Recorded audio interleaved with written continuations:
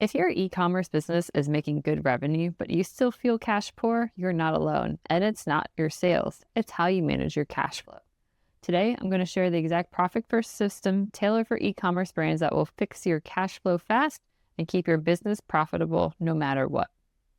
Let's cut the fluff. Most e-commerce founders fail because they don't manage their cash. They just track sales and hope for the best. Here's the brutal truth.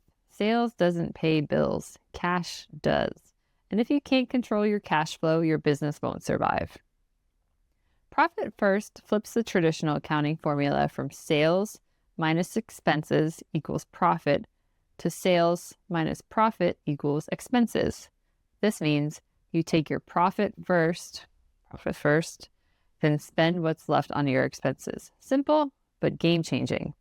Why does this work? Because you forced yourself to be profitable up front. No more hoping that expenses won't sneak up on you. You pay yourself, your taxes, and your profit first, and operate within the limits of what remains. Now, here's why e-commerce businesses especially need this system. First, inventory ties up cash for weeks or months before you sell it. You pay suppliers 60 to 90 days ahead, but don't see cash flow until later. 2, payment processing delays. On platforms like Amazon or Shopify, sometimes you don't get paid immediately, creating liquidity gaps. 3, seasonal sales spikes mean you get a big chunk of revenue in Q4, but then face slow months with the same fixed costs. If you don't manage these factors proactively, you'll run out of cash, even if your sales look good on paper. So here's a profit first system you need to implement immediately. Step 1, open 5 separate bank accounts. 1 for profit, 2nd for owner's pay, 3rd for taxes, 4th for operating expenses, and 5 for inventory. Every dollar that comes in gets split into these accounts based on percentages, but not random ones. Profit first gives you target allocations based on your revenue size. You start by calculating where your money is actually going right now. Then you use those targets as your North Star to close the gap gradually. Automate the transfer so the split happens before you ever even touch the money. But before you set any percentages, you need to know where your money is actually going right now.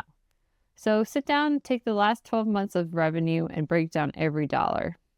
Here's how to find your percentages. Each bucket that we mentioned above, profit, owner's pay, taxes, operating expenses, and inventory, divided by total revenue is your current percentage for that bucket. So let's say your total revenue is $300K. You have $120K in COGS. That's 40%. You have $90K of operating expenses. That's 30%. Your $60K of owner pay is 20%. You have $21K in a tax bill. That's 7%. And in the end, you make $9,000, which is 3% profit. Now that we have our actual percentages per category, we're going to work on figuring out what we should have per category. So we're going to take COGS and we're going to take operating expenses and we're going to decrease those. So that way we can increase our owner's pay, our taxes, and our profit. Use your profit and owner pay accounts as non-negotiables. That money is yours and your business's profit. Don't touch it to cover expenses. This forces discipline and financial clarity. So previously we had a 40% COGS, 30% operating expenses. We're going to cut that to say 35% and 20% for operating expenses. That gives us an extra 15% right there to kind of play with and move into the owner, tax, and profit categories. So we're going to increase our owner pay from 20% to 25%. We're going to increase our taxes from 7% to 10%. And we're going to increase our profit from 3% to 10%. So that'll give us 100% total for our goals. Step 3, optimize inventory. So we're going to optimize inventory management to reduce tied up cash. Use sales velocity data to forecast demand accurately. Order just in time and liquidate slow moving stock fast. Step number 4, negotiate with suppliers for longer payment terms. net 60 or 90 if possible, and that'll give you a lot more breathing room to sell the inventory you have before paying for it. Use your consistent payment history as leverage to get better terms. Step 5, increase average order value without spending more on ads. Bundle products, upsell, cross-sell, and set free shipping thresholds to boost cash inflow per order instantly. Step 6, audit and cut operational costs ruthlessly. Cancel unused software, renegotiate shipping contracts, and review marketing spend. Every dollar you save here increases your operating cash flow ratio, the key metric showing if you can meet current obligations. Aim for at least 1.25. The 1.25 benchmark is widely used rule of thumb in small business finance. It means for every dollar you owe short term, your operations are generating $1.25 in cash. That 25-cent buffer is your safety margin. It covers unexpected costs, slow months, or a supplier invoice that hits early.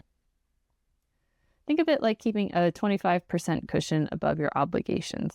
Below 1.25 and you're technically solvent, but one bad month away from scrambling.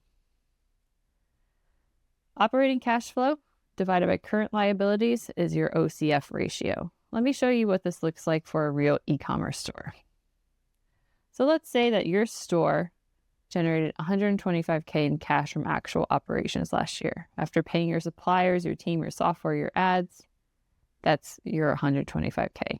Your current liabilities, everything you owe in the next 12 months, think inventory loans, credit lines, outstanding invoices, total around $100K. Divide those two numbers and you get 1.25. That means for every dollar you owe, your business produces $1.25. That 25-cent buffer is what keeps you out of crisis mode. So let's go through a sample scenario and walk through these numbers with you. So in our first example, we have